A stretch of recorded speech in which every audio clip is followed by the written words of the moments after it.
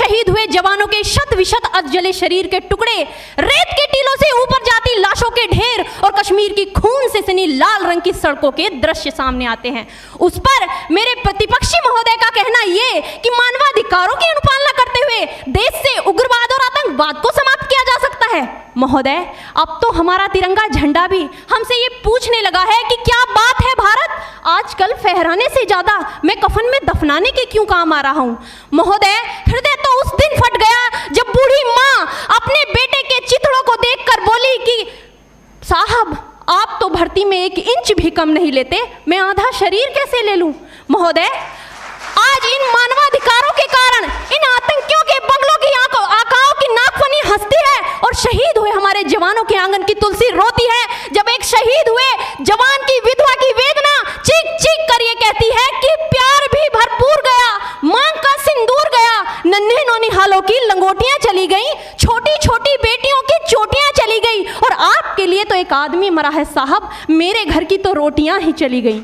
महोदय, किसी भी युद्ध को जीतने के लिए पहल करना सबसे ज्यादा आवश्यक है, क्योंकि इतिहास गवाह है कि पहल करके बड़े बड़े युद्धों के परिणाम बदल दिए गए हैं। परंतु आज मानवाधिकारों के कारण हमारे देश के जवान इस कदर बंधे हुए हैं कि अपनी ड्यूटी पर खड़े होकर भी वो आज पहल करने से डरते हैं, क्योंकि महोदय भविष्य में उन्हें कटघरे में खड़े होने का डर सता रहा होता है। वो ये जानते हैं कि चाहे एक उग्रवादी की राइफल से निकलने वाली गोली को ये तय करना पड़े या ना पड़े कि वो किसे लगेगी, लेकिन हमारी राइफल से निकलने वाली हर गोली को ये निर्णय लेना पड़ता है कि चाहे वो किसी निर्दोष को लगे, दोषी को लगे या ना लगे, परंतु किसी निर्दोष को नहीं लगनी चाहिए। यदि ऐसा हुआ तो ना तो ये समाज हमें छोड़ेगा, ना ही तिल का ताड़ बनाने वाली ये मीडिया हमें छोड़ेगी। और महोदय, मानवाधिकार के तले किसी जवान को दबाकर युद्ध के मैदान में छोड़ देना कोई वीरता नहीं, एक आत्महत्या है।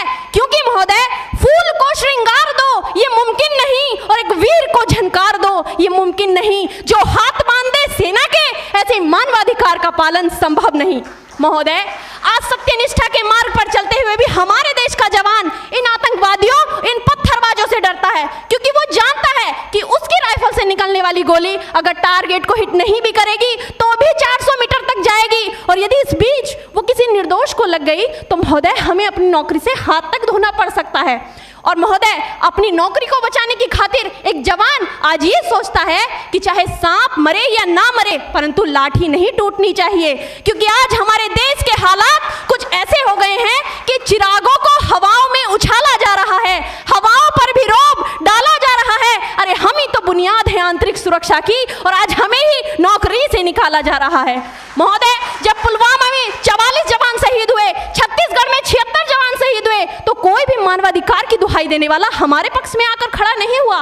परंतु जब जेएनयू विश्वविद्यालय में एक देशद्रोही के द्वारा भारत तेरे टुकड़े होंगे, अफजल हम शर्मिंदा हैं जैसे देशद्रोही नारे लगते हैं, तो सारे मानवाधिकार के ज्ञाता आकर उसके पक्ष में खड़े हो जाते हैं। तभी तो क्या कहा था उस देशद्रोही ने कि तुम एक अफजल को मारोगे, हर घर से अफजल निकलेगा। तो मैं भारत की बेटी अपनी भारतीय सेना की तरफ से आज ये ऐलान करती हूँ कि उस घर में घुसकर मारेंगे जिस घर से अफजल निकलेगा, वो कोख नहीं पलने देंगे जिस कोख से अफजल निकलेगा। उठो देश के वीर जवानों, तुम सिंह बनकर दहाड़ दो और एक तिरंगा झंडा उस कन्हैया के सीने में गाड़ दो। महोदय, अंत में अपनी वाणी को विराम की ओर ले जाते हुए मैं सिर्फ इतना ही कहना चाहूंगी कि मुझे अफसोस है अपने देश की न्यायिक प्रक्रिया पर, जहां आज भी रात के 12 बजे अजमल कसाब जैसे आतंकी के लिए सर्वोच्च न्यायालय के दरवाजे खोल दिए जाते हैं। ऐसे देश से मानवाधिकारों की अनुपालना करते हुए आतंकवाद और उग्रवाद से कभी नहीं निपटा जा सकता। मानवाधिकार के नाम की दुहाइयां देने वालों, सीमा पर लड़ा नहीं जाता चरखों से शोलों के आगे, रामायण पढ़ी नहीं जाती सीमा पर गोलों के आगे। धरती के घोर कुहासे को एक सूरज ही हर सकता है, क्योंकि एटम बम से रक्षा केवल एटम बम ही कर सकता है। जय हिंद, जय भारत।